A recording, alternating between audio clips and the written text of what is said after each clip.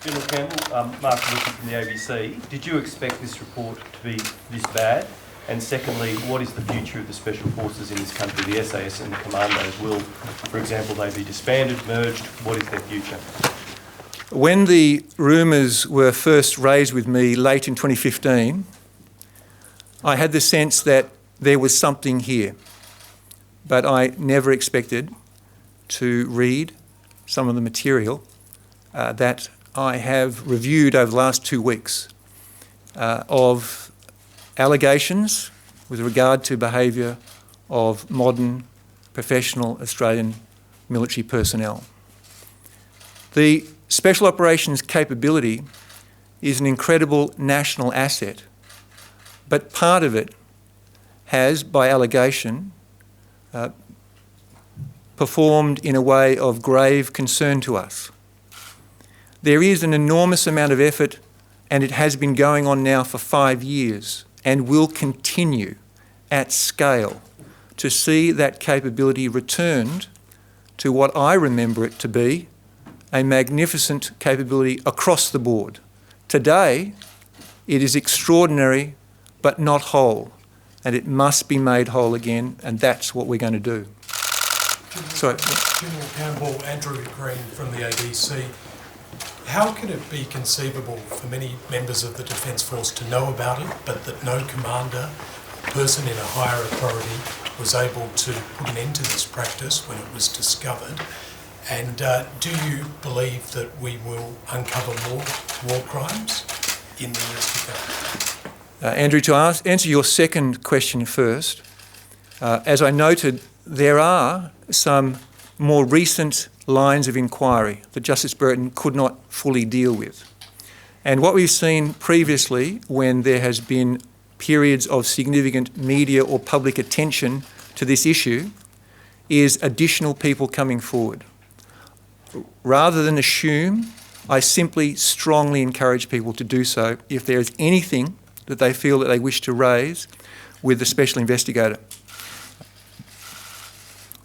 And in terms of knowing, I think Justice Brereton indicates in his report quite an effort to ensure people did not know, which is in itself a damning statement for command at many levels.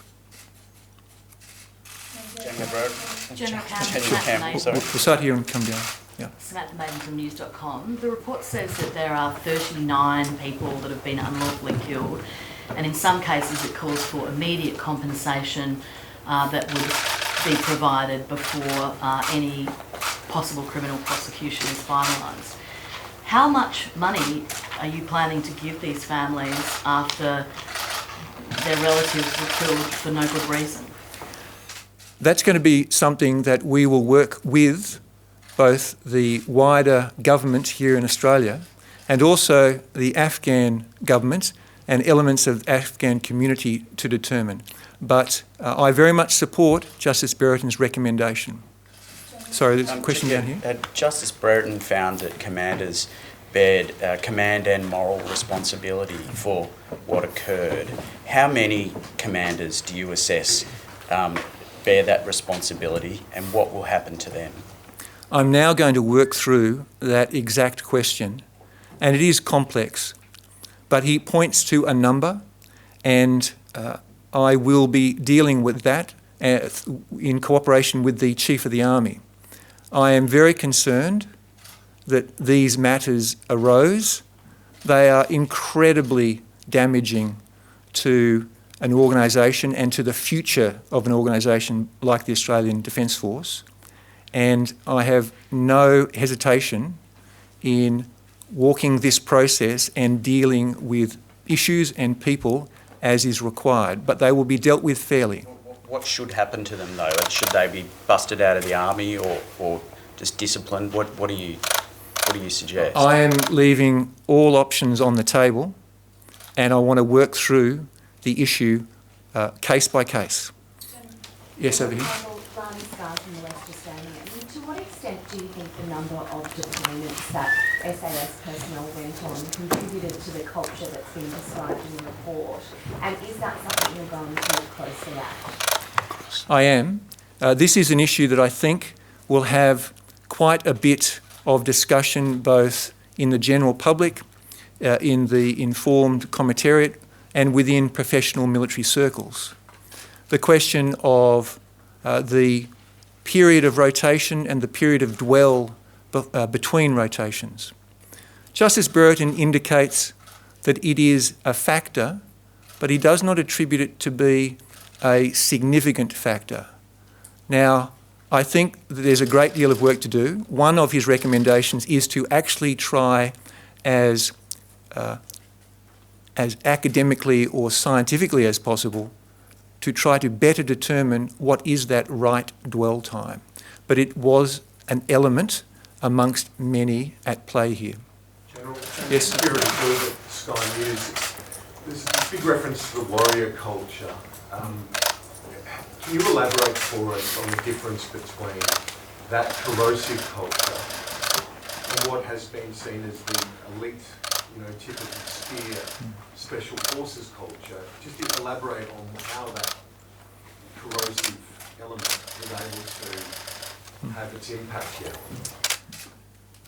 By warrior culture, Justice Brereton is, I think, speaking to a slow deviation from normal and good culture in a military environment, where instead of seeking to serve others, you seek to serve yourself and to do so in a manner that creates power and authority and prestige. It's destructive because you're no longer looking at the mission that we're all there to work together to achieve. And it must be stamped out. It is absolutely antithetical, not just to special operations, but to professional military forces and absolutely to the Australian Defence Force. Mr. Masters, from 9. Any word for the operators, particularly from SASR, who called this out? Yes, I'm deeply appreciative of people who came forward to speak with concern of what they had seen, in some cases of what they had participated in, but overall speaking because they did not believe that this was reflective of the regiment that they understood they had joined and that they had committed their life in service to our nation. Now, I really appreciate what they have done, and I think that they deserve praise and acknowledgement. And it was a very brave thing for them to do, because in the climate and the culture I have described, they would have been very concerned for doing so. So thank you. Hi, I'm General Campbell, Anthony Galloway from the Sydney Morning Herald. You spoke before about individuals who did not bear criminal responsibility but were negligent. I was wondering if you could set out exactly what will happen to members and former members of the ADF who are found to be negligent in these matters. So, following on from a previous and similar question, I will look at them case by case, working with the Chief of Army and dealing with our administrative and disciplinary processes to understand their part in this story and their degree of accountability and what actions should be taken against them, if indeed actions should be taken. It might sound like an obvious question, but you also mentioned decisions taken in good faith and how there'll just be education for those members. Is there a fine line between decisions taken in good faith and negligent decisions? What's the difference there? Yeah, the difference here I'm speaking of is where, with all of the information available to you and with an active and curious engagement in your command, when you make decisions in that circumstance, they're being made on good faith. And I acknowledge that and want to nevertheless strengthen and improve the force. If that's not the case, then I ask the question, why not? So up here, in the red. Karen Middleton from the Saturday paper.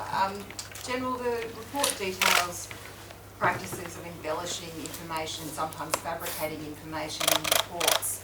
In a general sense, even aside from some of these more atrocious incidents. And I wonder whether, how concerned you are that that practice goes beyond the Special Forces to the wider Defence Force on operations. A number of us here have read incident reports that don't appear to reflect the versions of events that witnesses give. Are you concerned it is a broader practice, and what are you going to do about that? And isn't there a risk that this will be seen to just be about the Special Forces and not applicable to anyone else? I don't think this is just about Special Forces and Special Operations Command. If the entire Australian Defence Force does not learn from it and strengthen all of the aspects of areas of our operational capability that I have described, we're not preparing ourselves to make sure this doesn't happen again. Now, in Special Operations, Justice Brereton is clear with regard to embellishing or modifying or slimming down reporting. And that's completely unacceptable.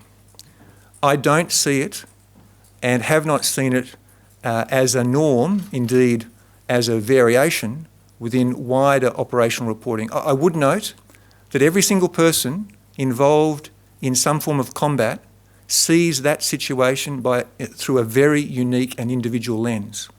So sometimes that is at play. But I want the entire Defence Force to learn, to think, to reflect and say, I will not go there. Thank you. Yep. The report, Brett Mason from SBS. The report talks about Australia losing its moral authority and the fact that all Australians are diminished by that. Can you reflect on how damaging that is to Australia's reputation and the reputation of the troops that you lead? And given the culture and the alleged crimes, murdering children allegedly, shouldn't the SAS be shut down? There will be a lot of Australians who think that this is a line that is simply, it's beyond reproach, really. The report speaks to the unlawful killing of men in Afghanistan, some adolescent men. And it is material, as I said earlier. I would never have conceived that an Australian would be doing this in the modern era. And I thought we had the processes and the governance systems and the development systems for our people that it would not occur. That is one of the most damaging aspects of this report, that it shows us not as the force at a level of professionalism that we thought ourselves to be, and it does undermine the Defence Force's moral authority. Could I say, though, Australia's approach to dealing with this, both by listening to our soldiers, in enacting an independent inquiry process, and the appointment by the government of a special investigator and an implementation oversight panel, that, I think, gives many people, and I hope many of our international counterparts, comfort that we are a nation that stands up when something's gone wrong and deals with it. And that's exactly what I intend to be part of. We're going to deal with it.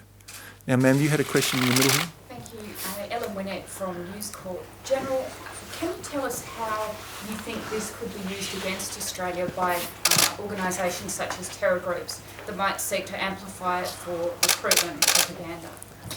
I don't want to myself be part of that amplification in what I offer to you. But clearly what has happened and the need and the appropriate necessity of seeing this made public does potentially create fuel. And it's a truth, or at least an allegation of a truth, that we must face up to. And hence, we need to be alert and just be aware of our circumstances depending on where people are in the world. General Campbell, Andrew Tillett from the Financial Review. Of the 25 soldiers complicit in the murders of Afghans, how many of them are still serving in the military today, and what is going to happen to them immediately? And secondly, you were Commander of the Middle East during part of the period this report covers. Obviously, the report exonerates people further up the chain of command in positions like yourself, but do you feel any sort of personal sort of things, any regret, anything that in hindsight you go, geez, I wish I had done something about that back then, or anything like that? With regard to that latter part of your question, I think there are many people at all sorts of levels across the Defence Force involved in operations in Afghanistan or in support of those operations who do wonder, what didn't they see? What did they walk past? What did they not appreciate they could have done to prevent this? And I think it will carry in the consciousness of perhaps a generation. And I think that that's something that we all need to deal with. Your earlier question, your first question? 25 soldiers complicit in the murders. Are any of them still serving, and what will happen if they are? They are. Some of them continue to serve in different forms of service within the Defence Force. I've directed the Chief of Army to, on a case-by-case basis, review the circumstance and nature of that service. And he will be doing that immediately. To Michelle. Obviously there's been talk about these cultural problems in the SAS for quite a time, and action has been taken, I think, already on some of these fronts. How would you describe the culture in the SAS, especially at the senior levels, at this instant? I visited our Special Air Service Regiment a couple of weeks ago, and indeed the Chief of the Army is there now. I see, and seriously see, incredible commitment and an appreciation of the pain and hurt that these allegations, this inquiry and this stain brings, not just to the regiment but to Australia. So I have no doubt of a determination by that leadership community to return to a status in which that entire organisation is a magnificent and finely developed instrument of national capability. They have work to do, and that work will take time, but I know they are determined to do it. And their new leaders? Very impressive, and similarly... Not the leaders that Sure. were there before? Yeah. We have been very carefully looking at that leadership development and continuity of direction. There will be no hesitation. And if I see any such hesitation, there will be changes made. This must be dealt with, and it's going to be dealt with. General Campbell, what do you say to the many Afghan families who the reports say their family members were unlawfully killed? I am sincerely sorry for their loss, and I can't imagine the pain, the suffering and the uncertainty that that loss has caused, both at the time and that continuing uncertainty of how this happened. And my sincere apologies to them, and a desire to find a way to make recompense. Over here. Harley Dennett from Canberra Times. You mentioned earlier possible changes to the order of battle. Are you stating clearly now that units may be disbanded? And earlier there was reference to Justice Brereton's recommendations around the people who spoke up. What can you do to protect those people who are still serving that spoke up? The Chief of the Army, General Burr, is working to assist and support those who are concerned with regard to their contribution to the inquiry, but more importantly, to emphasise to everybody involved and to the units across the Army that we have absolutely no tolerance for the kind of intimidation or discrediting that the report speaks to occurring during the operation. Absolutely none. With regard to the Army's order of battle, that's the organisational structure of the Army. A short while ago, the Chief of the Army advised the Special Air Service Regiment that the 2nd Special Air Service Squadron would be struck off the Army Orbat. Not because it was the only squadron involved in these issues. But because it was at a time one of the squadrons involved in the allegations made, and there will be a permanent record by striking that squadron title from the Army Orbat of this period. The Chief of the Army will work over time to adjust and then re-raise a different squadron, titled differently. And in combination with a recommendation I'll make to the Governor-General with regard to the revocation of the meritorious unit citation, these are actions that deal with a collective accountability that will not be forgotten, and the circumstances arising to lead to these outcomes will not be forgotten. Ben Packen from The Australian. Given the fabrications of reports that have been discovered, do you have concerns about some of the citations for the gallantry awards that have been made for combat operations? And secondly, the report recommends a review of the Distinguished Service Awards too, I believe. How many Distinguished Service medals are, under a cloud as well? So Justice Brereton mentioned a recommendation to review awards, in particular to officers, but not exclusively, with regard to meritorious, distinguished or conspicuous service. That will happen. I don't know right now what that total number of reviews will be. It will be what is required to deal with the issue. In terms of your earlier question related to awards incidentally in valour or gallantry or bravery, those are matters that should be dealt with appropriately after any further processes or proceedings are concluded, and that's the way we'll be approaching that. Now, I think there's a question here from Brendan. Brendan Nicholson from ASPI's strategist, General Campbell.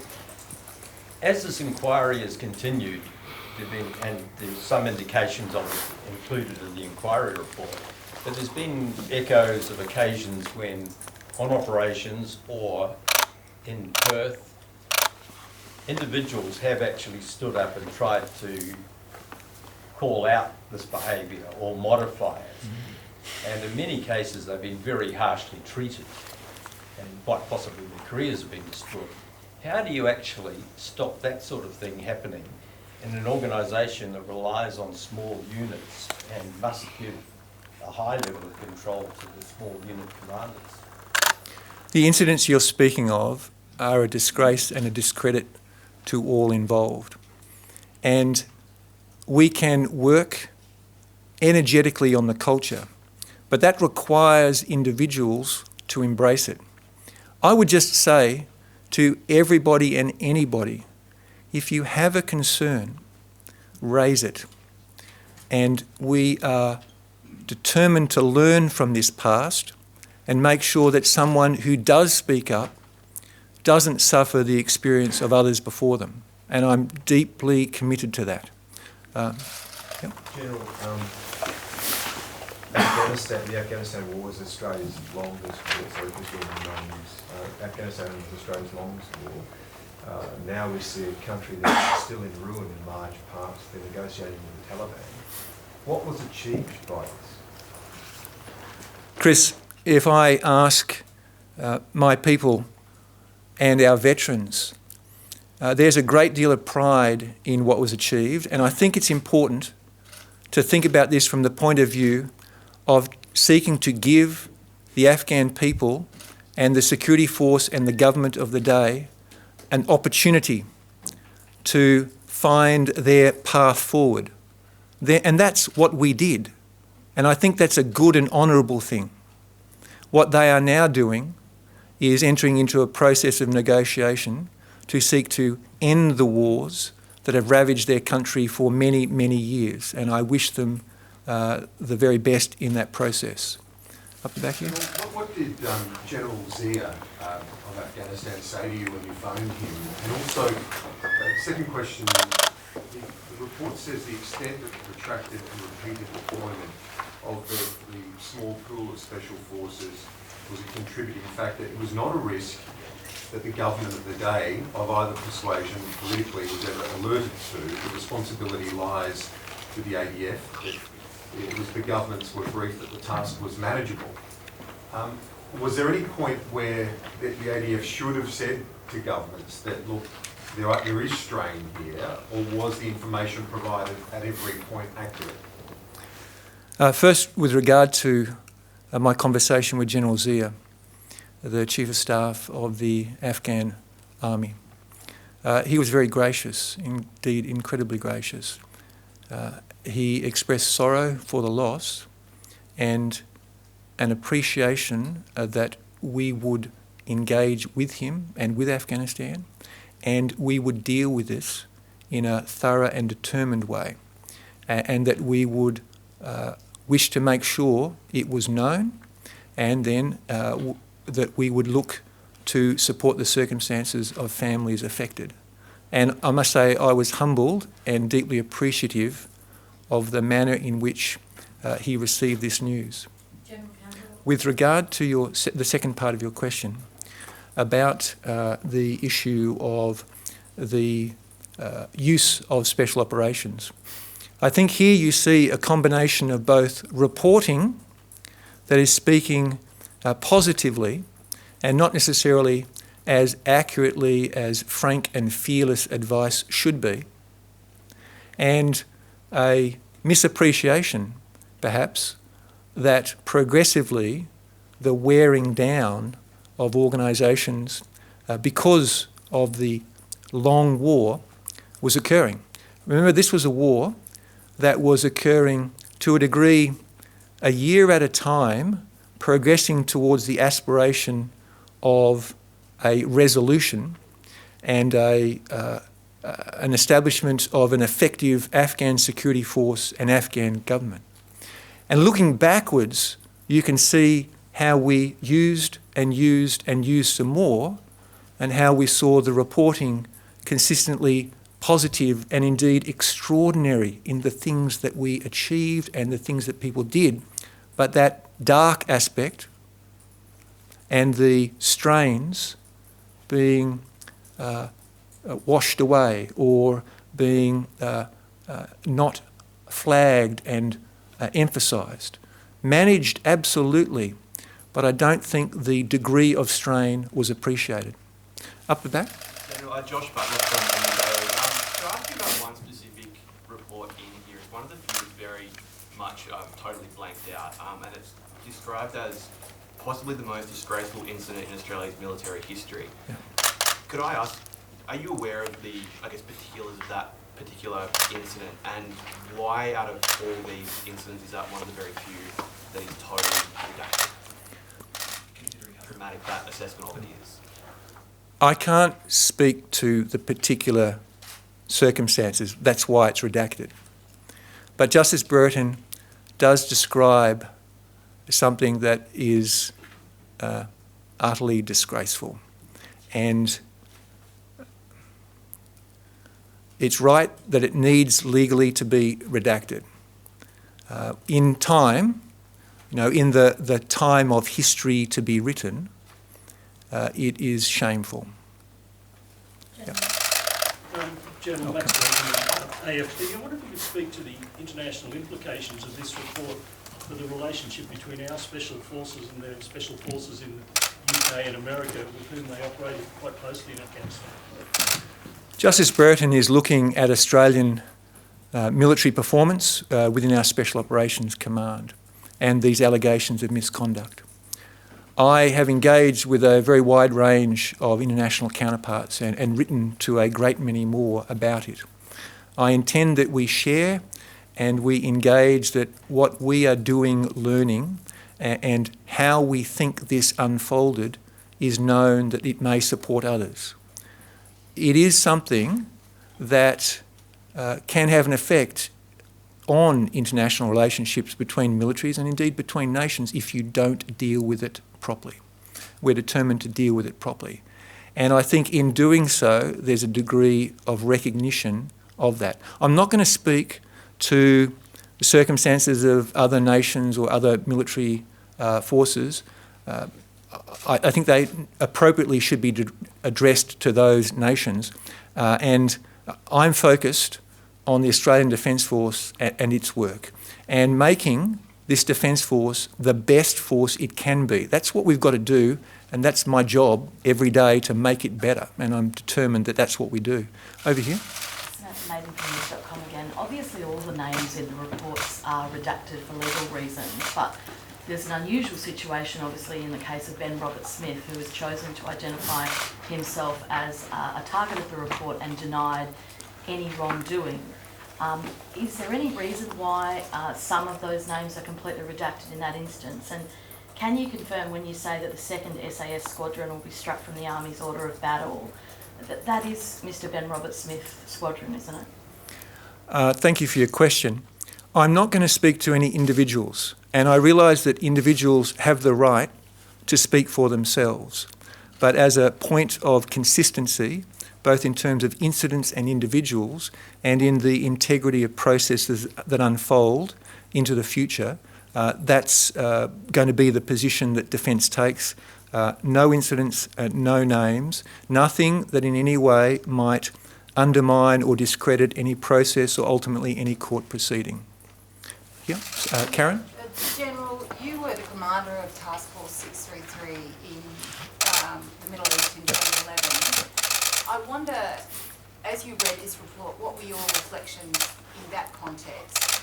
And what do you say to people who might suggest that it lets people like you off the hook?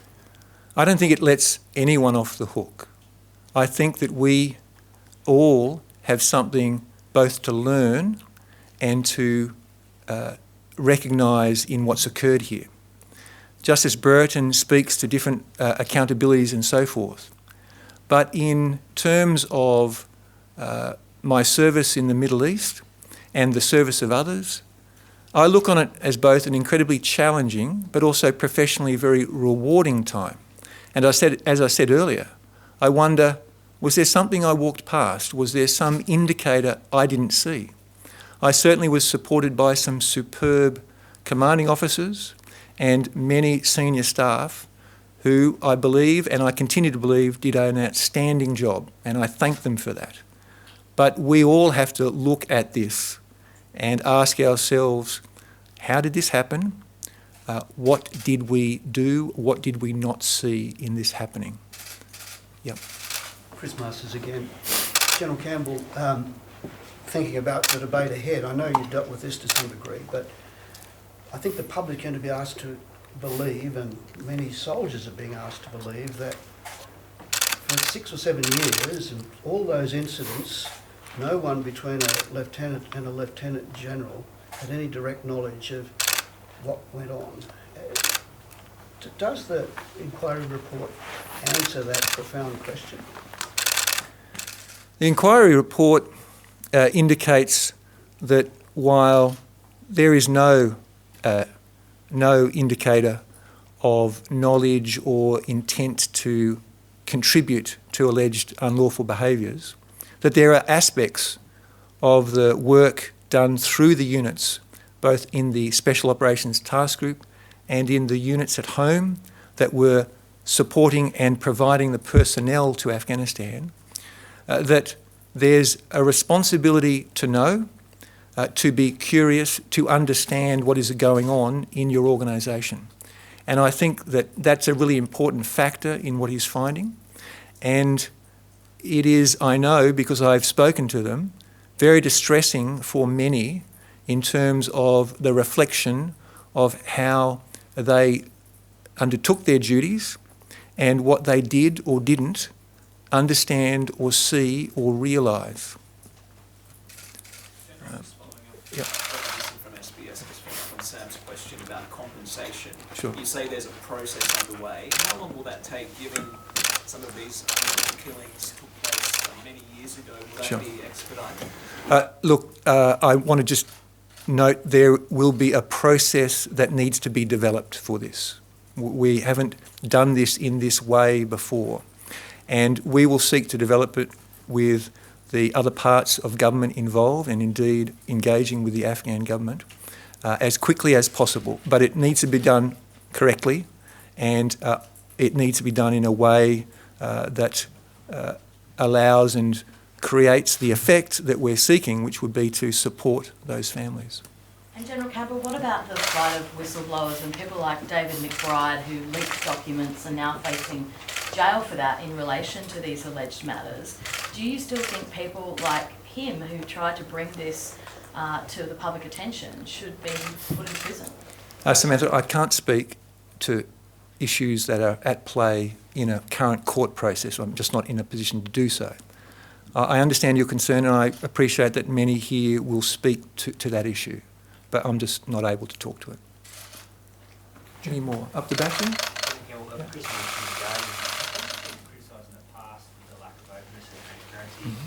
Public around its operations in Afghanistan. Do you think that was a factor in helping to conceal some of these crimes? And is there a lesson in all of this for you to be more open and transparent about what our soldiers are doing? I think that as we went through the campaign in Afghanistan, we progressively learnt how to engage and enable a greater media presence. But that's something that we were learning as we were doing it, and something that we should take from this as a lesson and an understanding of how to move forward. General Campbell, is Major General Paul Kenny the right person to be driving the cultural change, given that he is within that organisation and has been in the middle? I've got great confidence in General Kenny as the newly appointed Special Operations Commander Australia, and of his determination and the very breadth of his experience, not just in special operations, to be able to lead this work and take up this work from General Sengelman, from General Findlay, and now General Kenny.